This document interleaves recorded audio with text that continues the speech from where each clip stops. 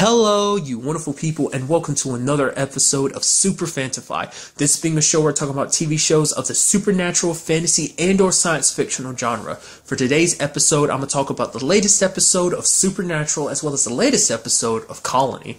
Like always, if I'm talking about something that you don't want to listen to, you can always look in the description down below. I include the time of me talking about each of the respective shows I'm talking about. So, for example, if you don't want to hear what I had to say about this week's episode of Supernatural, you can skip to what I had to say about Colony. But the first thing we're going to talk about is this episode is Supernatural. I always think it's interesting when Supernatural does, like, it's like, this isn't like your typical episode where it's like, oh, they start in the middle of the investigation and do you rewind time. It's like, no, you start in the middle of the investigation and then it continues forward. I thought that's kind of interesting because it's like, oh, Dean's chasing after a witch or whatever, and then like the witch casts a spell or something, and I'm like, okay, so now we're going to rewind time, like, oh, a couple hours earlier. Oh, no, we're kind of picking up immediately. Running through this episode, basically this witch who comes from a very prominent witch family, they're called the Lachlan's, basically put almost like a forget spell on Dean. It was basically reminiscent of like almost a very powerful hangover spell. You know, like, to me, like, when I was originally watching the episode, I was like, is this supposed to be like a supernatural version of the Hangover movie? Which it kind of sort of is to a certain extent. It's that, you know, but on steroids, because it's not just about forgetting what happened last night, which is kind of the beginning part, but it's also about the fact this is like, holy crap, he's starting to forget everything. Even simple words at first, like, you know, he can't even find a word for the lamp. He's like, you know, the light stick thing, and Sam's like, the light stick thing, and he puts a sticky note on it saying lamp. It's like, he's like, yeah, that's it, lamp. I knew it. I almost had it. Which, I mean, like I said, at first the premise is kind of interesting because it's like, oh man, he doesn't know which key to crank up the car with, and he ends up putting the car in drive instead of reverse, kind of forgetting that. Not knowing what he went through last night, because it's just like he kind of wakes up just kind of dirty and everything. He's kind of like, oh man, I must have had one hell of a night. To me, I was thinking like what happened. I was thinking what was going to happen is that it was going to be like a situation where it's like, oh, he blacked out, like, which he did obviously, but like that's upon the spell being activated. What I thought was going to happen is like basically he was kind of in auto drive the entire time and he was blacked out and he missed out on all this stuff, like that waitress at that bar or restaurant or whatever, where he got on, what was that thing called again? Larry, the rodeo horse thing he was getting on, which I appreciate that lady being like, yeah, he's like, oh, how did I do? She's like, you did a good job. You were amazing. And he's like, oh, almost like, I love that about Dean, that he gets so impressed with himself. And then he even finds out that basically him and that lady had, you know, slept together and everything, and then she actually started feeling bad because basically Sam threw out the premise of like, oh yeah, Dean was kind of roofied, so he doesn't really remember anything. She's like, oh my god, I'm so sorry. I hope I didn't take advantage of you. And you almost see it come across Dean. It's almost like Dean wanted to say, no, it's okay. Like, I'm totally fine with you taking advantage of me. I wish I could honestly remember you taking advantage of me. That'd be amazing. So you just because that's how Dean is. Like I said, at first, it seems like it might be a very lighthearted thing, but then eventually it turns into a situation of like, oh, there's a very heavy drawback to it because apparently, you know, as he's forgetting more and more, even to the point, at first he kind of forgets his own name, and then there's even a moment in the episode where he forgets about monsters being real and everything, and Sam has to explain to him. He's like, yeah, so monsters and witches and stuff like that are real, and he's like, really? That's so amazing, dude. We're superheroes, dude. I mean, not superheroes, but we're heroes, dude. Sounds like we're heroes. Plus, my best friend's an angel. It's like, how awesome is that? You know, it's just like, you see him kind of getting super psyched. You have Sam be like, it's weird. I'm having to explain the basics to you. It's like, we have to do this to civilians all the time, but it's like talking to you. It's like, you're kind of experts on this subject, and it's like, you talking to me about it, me having to explain it to you, it's weird. But like I said, it takes a very depressing turn when it gets to the point that Dean's just kind of like, whoa, he can't even, like, he's standing in front of a mirror. He's like, my name is Dean Winchester. Sam is my brother. He's like, and my name is, and he's trying to form the words. You can almost see him almost trying to say the D, but you just can't quite reach the memory. And it's just like, it's heartbreaking because it's like, because even Sam, like, he was like, I have seen my brother die before. Like, it's, you know, obviously, you know, the whole circumstance about the Winchesters dying is no, you know, it's not like a rare thing. But it's just like, for him, he's like, he would rather have his brother die than be doing what's happening, because basically his brother is being hollowed out. The basic everything that makes him is gone, because it's like, you know, your memories kind of dictate who you are. Obviously you'll be a different person without your, but it's like, that's the thing though. The person in front of him isn't Dean. It's a different person because he doesn't have Dean's person. I mean, obviously a little bit of Dean's personality. Obviously he's sitting there watching Scooby-Doo and just laughing it up, because whether you want to admit it or not, Dean's a bit of a meathead. It's kind of just is and always has been. It seems like also as the series is going on, he's gotten even more meatheadish. But maybe that's just me. But nevertheless, it's just kind of like, it's hard to see not just someone you care about, your own brother in a state like that. And it's just, I mean, and it even has a darker turn to it too. That basically, because Rowena, which I'll kind of get to that in a second, is basically like, it starts off with all this stuff he's forgetting, his name, forgetting you and everything, but eventually gets to the point where he forgets to eat, to sleep, to breathe, and ends up dying from it. It's like, that's a pretty harsh ass spell. I thought like maybe you black out a little bit, forget some stuff, but it's like, that's just it's a constant until it basically eats away all there is to your mind, to all you know, to all you ever knew. But since I brought her up, I want to talk about the fact is that Rowena being a part of this episode. It kind of crossed my mind. I was like, does Rowena, she must know about the whole Lucifer situation, because it's like, she didn't bring it up this episode, because that's kind of the whole point of like her being on a run and everything, and like it's always kind of been to get away from Lucifer. Obviously she's got her own plans and ambitions and things she wants to work on and everything and do her own thing, but it's like, I was pretty sure Lucifer was one of the main reasons she was on the run, but obviously she didn't say anything, so she must know he's a captive. So she's probably just, going off having fun, trying to find her. Because sadly, Rowena is kind of a bit of a gold digger, just because she wants someone to kind of take care of her and everything. Because the last guy she met up with who was a gold digger, was that this season or was that last season? I want to say that was this season.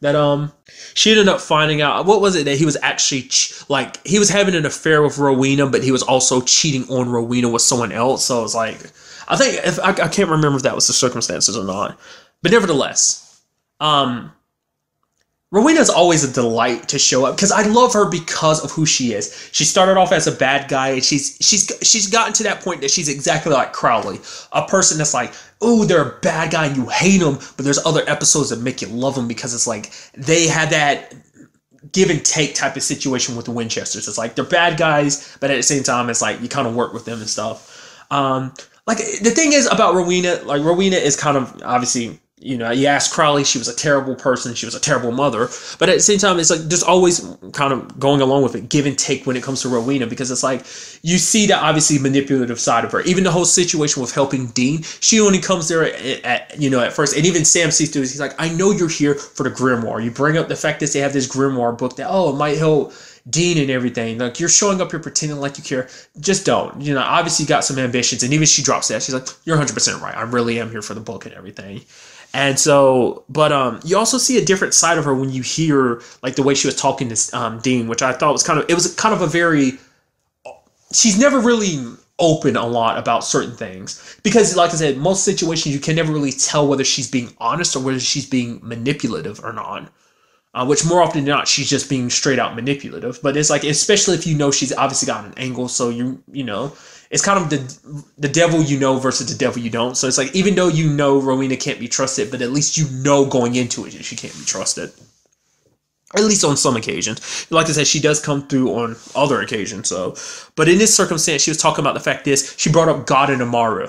Like, the fact is, being as powerful as they are, and they still hate it and fought. Like, they had issues like anyone else, but they're on the whole other level. They are the two most powerful beings in existence, and yet they had their problems and their issues. And I guess to her, she kind of felt like if she got enough power that basically it would make all her issues disappear. Because it was something that kind of brought up in this episode with the Lachlan's, because originally, people found out about her being a witch and everything. She kind of got cast out and everything, and she went to the Lachlan's because everyone wanted to go to the Lachlan's, kind of learn some of their magic with their grimoire and everything. But they kind of treated her like crap. They kicked her out. They even had the conversation where she was like, oh yeah, at one point, like the sister was like, oh yeah, Rowena wanted to turn her, like she wanted to offer herself. You wanted to offer yourself to all of us. I was like, oh man, that's pretty rough. Just because she was so desperate for power, desperate to just be able to stay and learn whatever she can from them, because, Rowena was tired of being weak, and wouldn't be strong. And that's kind of no reason being there. But it's like, and she says a very messed up thing. It's like because she's like, one of her brothers was actually going to go down that route, but she's like, oh, I warned him. I was like, yeah, it would be cleaner to kind of lay with a pig or something. It's like, damn, that's freaking harsh, dude. But the thing is that she brings up the fact is that maybe getting power won't ever be enough for her. Like, you know, when will enough be enough? That basically it won't change anything. Even with all her power, even if she got like a whole bunch of powers, it wouldn't change her positioning. She'd still be dealing with the same things that she did. And like I said, it brought like a different side of Rowena that you never really get to see. A kind of a vulnerable side. And then like Dean's like, why are you telling me this? She's like, the fact of the matter is, you won't remember this, so that's why she's being open to him and everything. Because she even brings up the fact this is like, oh yeah, you're a killer and everything. And Dean's like, whoa, I'm a killer? I was like, oh man, Rowena, are you going to mess with his head or something? That's what I assumed was going to happen. I won't lie, there was also a part of my brain that was like, oh, something's going to happen and her and Dean are going to hook up, especially because Dean was saying some sweet stuff to her, being like, oh man, your hair is just so beautiful and bouncy and stuff like that. And she's like, do we really have to, you know, fix him? And like, can't we just leave him the way he is? Because this is the only time Dean is ever excited to see Rowena is when he doesn't have memories of who she is and what she's done. But in the circumstances, going back to what I was saying, it's like, you know, even though Dean does some bad stuff, like she kind of goes to like, even she even almost gags saying, she's like, you do it for the greater good. And she's like, you know, it seems like she's almost going as far as saying like she admires that about Dean. Is the fact is that he can do it about while caring. He cares more so about other people than his own well-being. And that, you know, she's kind of very selfish in her own regard. So, like I said, it was interesting seeing that side of her in this episode.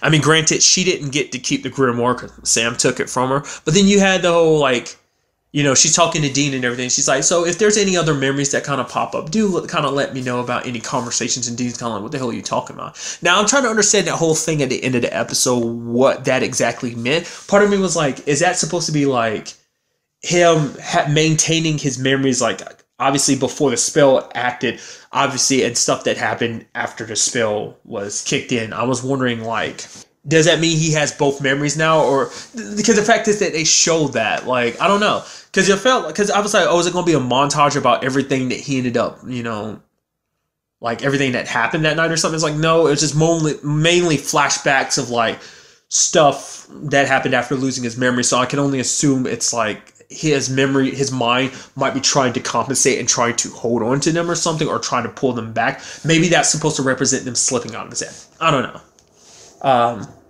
Because I was kind of hoping that Dean would remember that and then kind of poke fun at Rowena about that. And she'd be like, you know, shut your mouth about all this stuff, you know, her opening up to him like that and everything.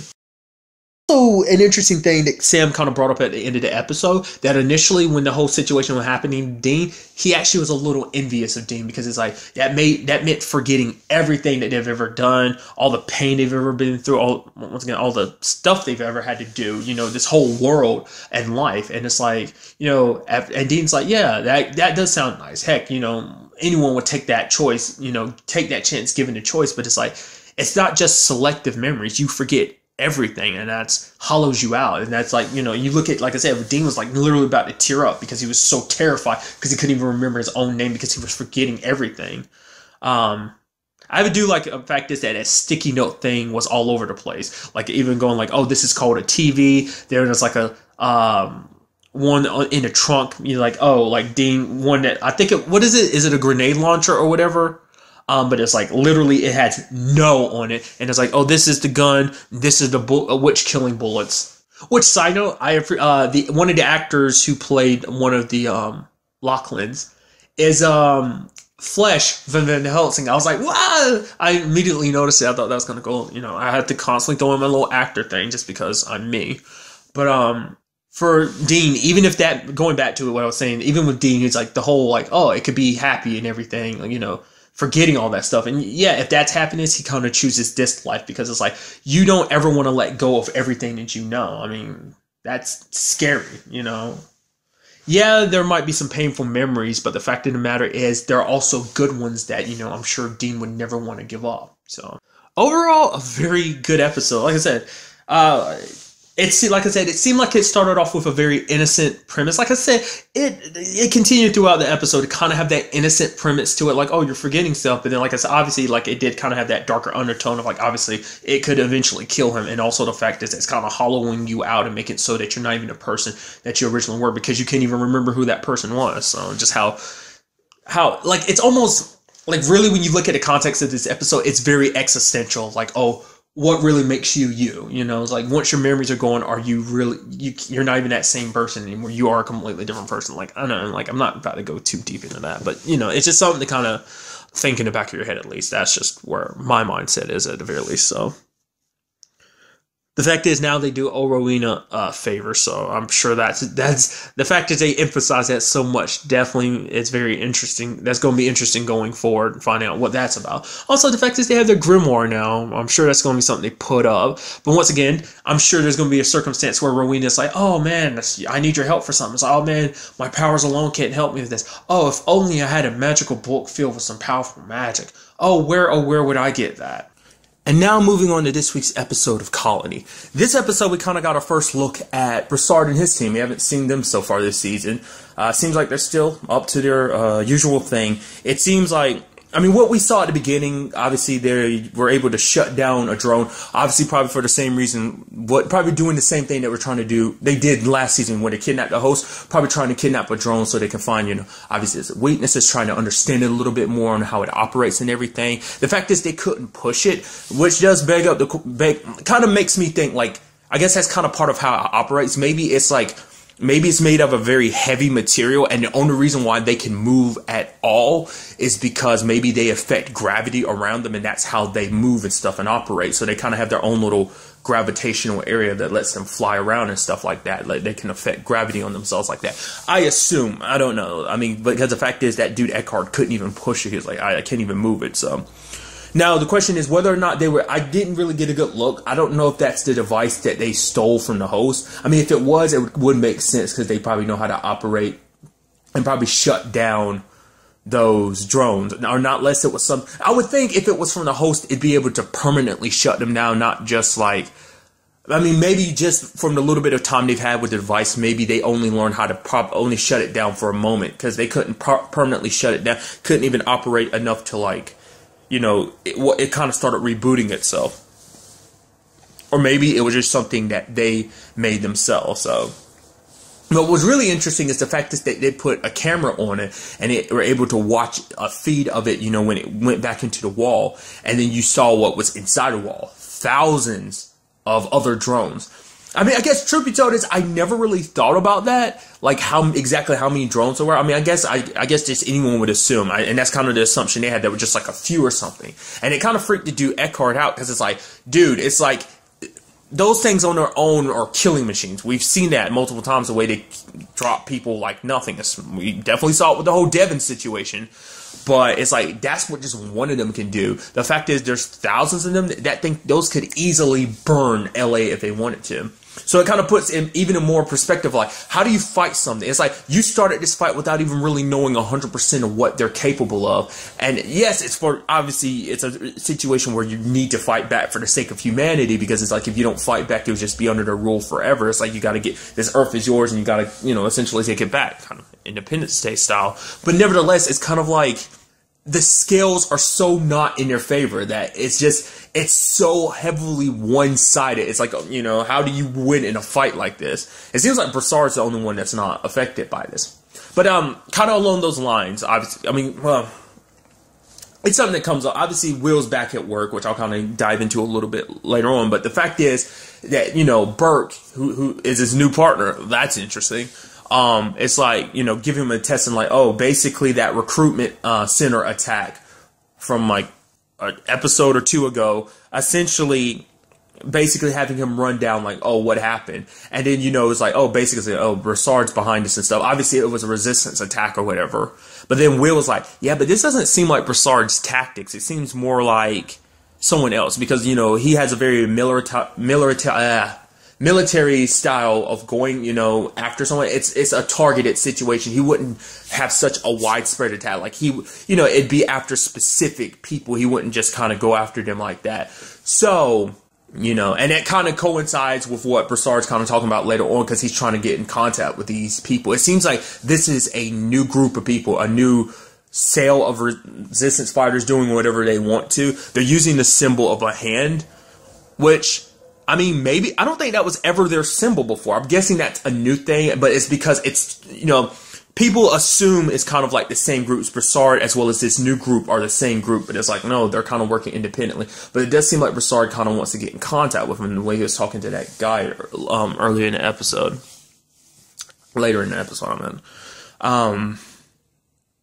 I'm very interested in that, especially because I'm wondering, is this same group the same one that the girl that Bram's talking to is also associated with? Because, you know, it seems, like I said, it seems a lot more, I don't know, like, I guess it's kind of a new breed of resistance. Like, after seeing what the resistance did last season, maybe it kind of inspired other people to take up the mantle. I mean, we don't know who's at the top of this one. Because obviously, as we see, it's not Broussard, which took me by surprise. I thought he was all behind. It's like, no, he's still with the same people he was last season. Except for one. I mean, maybe that's the same actress, but I'm pretty sure that's a different actress. I don't know whether it's supposed to be a different character altogether, but I don't think it is. I think it's probably just a different actress for whatever reason. And since I brought it up, let's go into Bram's situation in this episode. He still hasn't outright outed that girl. He knows that she's connected to all this, but he still hasn't handed any information over to Snyder. And Snyder's like, we need to kind of work together, especially because an explosion went off. Essentially, someone got explosive material. Luckily, they didn't attack. I mean, well, not luckily, because it sure as hell wasn't lucky for them. They basically didn't mix it right, and basically it exploded and killed them. So exactly who their target was going to be, who's to say? Like I said, which with tactics like this, it seems like it's definitely not just some people fighting back. It seems like a calculated move. So, I mean, especially because she comes to Bram because she easily figures out, she's like, the fact that Snyder helped you out, not once, but twice. So obviously you're his mole. But then like Bram's like, yeah, I have a secret, but I'm not the only one. So basically he's offering to feed Snyder false information, you know, which is like, because it's hard to say where Bram's really going to lie on this. Obviously, it seems like it seems like he is going to be like, okay, 100% on their side and not Snyder's side. I mean, it is something like Charlie said that basically Bram would have to kind of toughen up, that he'd have to change if he's going to survive in there. And it's like, not an easy place to survive in. Especially being caught, you know, even more so for him being caught in the circumstances he's in, caught between Schneider and these resistance people. But it's like, ended up feeding Snyder the wrong information, basically letting these two other people take the fall. Which the girl's kind of like, well, the fact is they signed up for this. They know that sacrifices would be have to make. Once again, kind of reiterating like that, man, definitely resistance people with that kind of mentality. It's like, we're fighting for a bigger cause here. Like, you know, not all of us will make it out of it alive type of thing. So, I mean, like with not just in this situation, but any resistance in general, you know, across all of history. I'm sure the same thing was felt and said, so. But what took everyone by surprise was when, like, obviously Schneider was like, okay, we're going to interrogate you and let's go. Jenkins, pow, pow, shot them dead in front of everyone. Schneider's almost like, what the hell? Which brought up Bram's question of like, aren't you supposed to be the boss? And then he's like, well, yeah, technically I am his boss, but it's like, you know, have you ever tried? Like, you know, Jenkins kind of a wild dog, kind of doing his own thing. Because the fact of the matter is, he isn't thinking. Because Snyder is a big picture type of dude. He's like, I know this is much bigger than this. And maybe that's why Bram is, like, deciding to work a little more with them, the resistance a little bit more. Because of the circumstance of being like, well, the fact is that if he doesn't probably have 100% faith in Snyder. Because Snyder's like, don't worry, we work together, both can get out of this. But then, I guess seeing that, you know, someone like Jenkins can do whatever he wants to, you know, even without kind of suffering ramifications. Kind of, I guess in his mind, it shows him that Schneider doesn't have all the power in this scenario. I mean, he did kind of get demoted and put here, so it's not like he's 100% in control. So, I don't know. And there's also this new shipment of whatever it is. It seems pretty important. And obviously, Bram gives this information to the resistance. I hope things don't go south. Like, go sideways, because if they do, Bram is going to be screwed, because Schneider's going to know that Bram's playing both sides. So, I mean, his dad's back, sure, but it's like, necessarily it's not, even coming back, it's not like Will has the power that he'd had before. Like, you know, he had at least Schneider backing him. It's like, now with new circumstances, it's like, it's not going to really work out that well. I mean, kind of, since I'm talking about, he went back into work and everything, so that he could get more information about the Bram situation, and also find out about Jennifer, because he figured out that it's like the only person that could have done all this, setting up cameras in place, would be Jennifer, because Jennifer's the only one that really knows anything enough to warrant putting cameras in there. Goes back to work and sees that a lot of things are different. Even he brings up, oh, what about Jennifer? And obviously I brought up earlier that Burke is his partner, and he's like, oh, who's Jennifer? He's like, what are you talking about? He even asked the lady that she was talking to, her kind of friend. He's like, oh, telling her, it's like, oh, where's Jennifer? And she's like, yeah, so much work. He's like, wait, where's Jennifer? He's like, she's like, oh man, I don't know, and left. And basically he brings up the fact, Burke brings up the fact that, oh, maybe she's in surveillance or whatever. And then because he's looking all over for her, but even when he goes to the surveillance room, which that was kind of his first time really seeing much more of the HQ, he ends up seeing like all those monitors and everything. I guess it kind of put in perspective of just how watchful, how big is the how many eyes is kind of what I'm trying to say. I don't know why I'm stumbling around that so hard. How many eyes the occupation kind of has scattered all around, and just like they have their eyes on everything and everyone. But he couldn't find Jennifer. He goes back to her place, nothing. And I was like, wait a minute. The fact is all this is happening, is Jennifer dead? But it's like, no, Burke's like, no, she couldn't handle it. She wasn't right for this whole position. Or, we found, bringing up because it's like, oh, she was supposed to be part of the surveillance team. That's what she was supposed to be demoted to. But maybe they demoted her even further. Or is it just because of what went down last episode? Obviously, we saw her taking pills, So maybe them saying like that, maybe what I saw at the end of the episode last week, seeing that computer looking at Jennifer, maybe that was someone watching her and reporting what she was doing, like the fact is that she was popping pills, and so they were like, oh, I don't know, it's hard to say. Maybe they put her away somewhere because she got super high and addicted to her pills or something. I don't know. Because, I mean, it's kind of interesting because even Will kind of seems concerned for her. Like, obviously, he kind of trash-talked her a little bit last episode, talking about how he's going to use her and everything.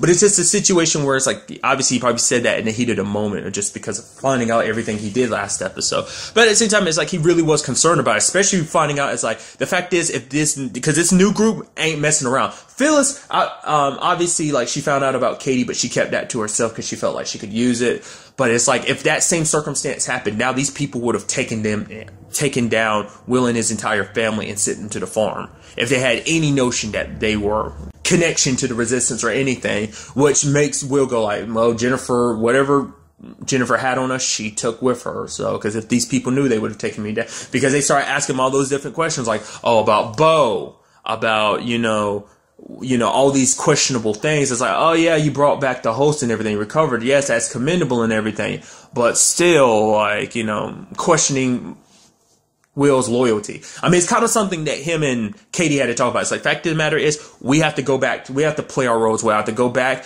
be essentially the good soldier and everything, go back to work, try to be a model worker, and she has to stay at home and kind of keep things under wraps and keep everything controlled, because of the fact is we can't have any more suspicion, especially because their place is being surveilled.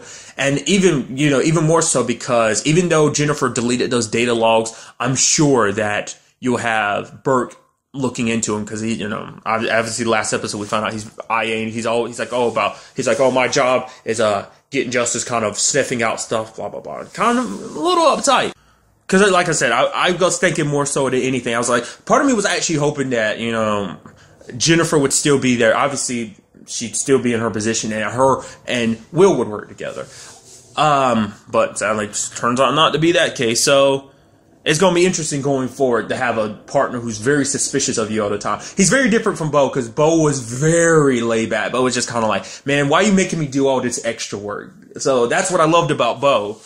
But it's like, obviously, he's got a partner now that's super, and also because he's switching the perspective too, because it's like I guess brought up earlier, Will is like, this doesn't seem like Broussard's tactics, but for him, he's like, who cares? We'll still say Broussard was behind this attack, because that way it'll motivate the community and people to quickly be like, oh, that's 100% Broussard. I saw him. That, because people will be motivated, because they'll see like, oh, all these innocent people that weren't even Red Hats that got killed, and it's like, oh, you could easily be the next target. It's like this quote unquote resistance isn't really fighting for your sake. They're selfish, and the fact is they don't care how many of you have to die to prove their point, essentially. So then on the other side of things is like Katie's situation, because we have Lindsay back, And then that, it's just kind of like, ooh, like how that all fell apart, because like Lindsay's all like, oh, Gracie, like, oh, you didn't do your homework. Why? And then Gracie's like, well, how do we know that the greatest day is like such a great thing, you know? And basically, because Gracie's like, oh, what about these other religions? She's like, oh, those are fairy tales. You shouldn't believe them. The one true path is the greatest day, which is like, I can't reference. I want to know why she so heavily believes in that. I mean, obviously she's not the only one, but it's like, you know, she's an example of someone I want to know more about who she was before. Like, maybe it doesn't have to be like a full episode, obviously, but it's just like a little peek, and maybe we find out in the intro of one episode, like who she was before this. Like maybe she was a very religious person before, and like after experiencing everything, it's like all the technology that the aliens have and everything, and the fact is that they exist, it kind of opened up her world and her mind, and that's why she's so open to this. Which obviously, like, because it seems like Charlie's very manipulative, because he brings up the fact that, yo, Mom, she made me stay, and she's like, oh, why are you in the room? And she's like, yeah, Lindsay told me to get away because I was being a bad influence on Gracie. And she's like, really? And she got super pissed at Lindsay and being like, oh, how dare you try to discipline my son? This isn't your house. You don't tell anybody what to do, essentially. You know, it's like, oh, the fact is that Gracie needs, you know, quiet and peace to do a peaceful home to do her work in. It's like, and I'm here, you know, because what started it all was because the fact is that Charlie went off on his own, and then like, she's like, oh yeah, Charlie went somewhere. He's like, where? I was like, I don't know. He just left. And she's like, you let him? And Lindsay's like, well, I'm only here for Gracie, not him. It's like, still, like, why wouldn't you? I mean, it's naturally because she ends up bringing up, it's like, Charlie burned my book. So it's kind of like, she already doesn't like Charlie. She even goes as far as saying, that boy is poison. And it's like, dude, Katie got super pissed. It's like, get the hell out my house. Threw the book and everything and kicked her out. And basically, like I said, it's good. That's very interesting because, like I said, you see Charlie in the background just eating, and you see Gracie like, yo, what the hell did you, Mom, you went a little overboard. And then, like, Katie sinks in when she looks up at the smoke detector. She's like, crap. Supposed to kind of keep it low key and everything. That's not good.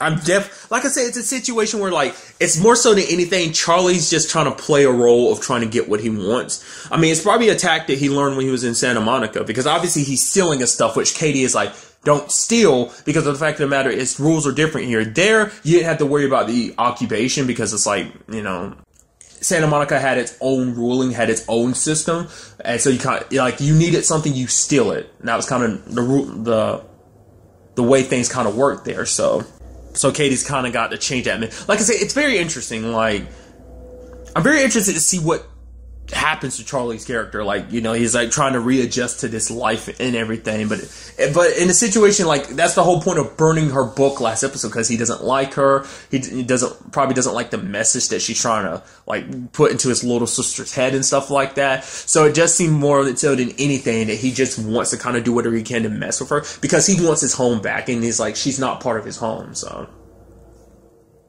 obviously Katie goes to Maddie to kind of explain the situation, and Maddie's like, oh, you need to apologize. She's like, wait, what? She's like, you're crazy, right? It's like, yeah, she's up here spewing all this greatest day crap, and Maddie's like, it's not crap. It's like, and Katie is taken back. She's like, wait, you believe all this? Granted, I don't think Maddie probably always did, but I mean, that's a situation. It's like, obviously she saw something kind of getting in her as she got to her new position, so it kind of opened her eyes a little bit. But then again, it's kind of a situation where, well, obviously we know where Katie's mindset is about this whole grand scheme of things, but it's like, did Maddie always have this mentality, or has she only had this because she's with Nolan now? And it's like, oh, she wants to, you know, like I said, like, it's just a situation where she doesn't want to jeopardize the situation that she's kind of acquired for herself.